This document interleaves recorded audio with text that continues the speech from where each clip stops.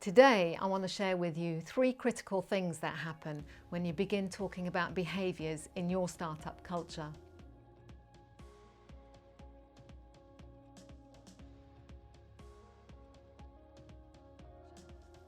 What we mean by culture at work is how we talk and interact with each other. So how we share and exchange information, how we update people, how we solve problems, make requests and delegate, how we manage and lead our teams, and how we hold each other accountable.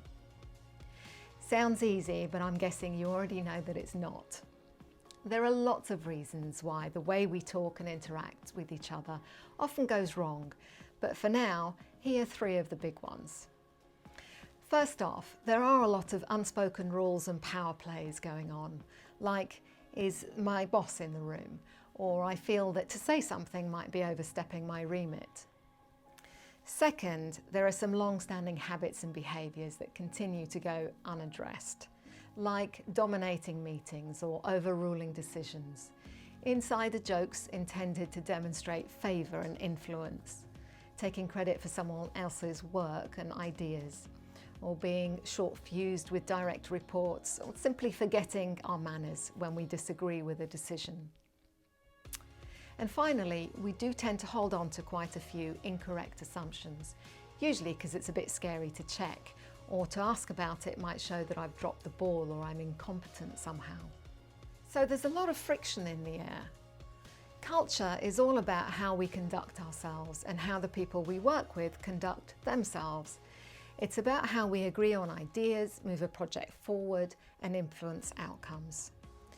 In short, it's about how we collaborate and how we get to do great work.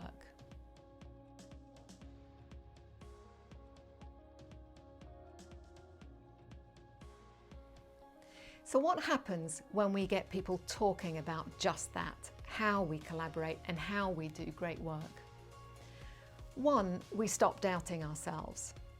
Instead of wondering if I've got the wrong end of the stick because someone's dismissed my idea in a way that's embarrassed me, I begin to quickly identify what's actually going on in the room. What's the power play happening right now?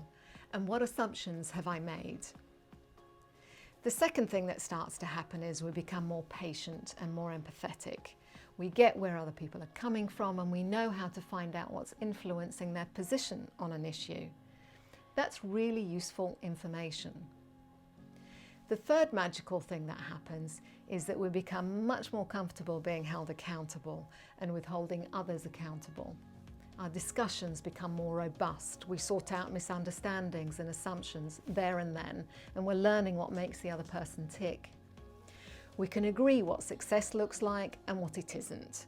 And when we make mistakes, we just course correct and keep going. In essence, conversations become more fluid and more personal. It's easier for people to align with an approach or a strategy. We want to be part of something good and great, and we want to share that experience with people that we work with.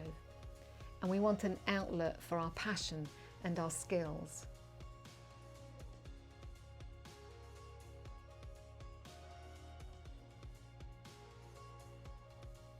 Now you've got emotional commitment. Now you've got a much more sophisticated culture where people can talk and interact in impactful, influential and confident ways. The behaviours in your culture are then geared towards being strategic. These are all vital signs of a maturing business that's ready to scale.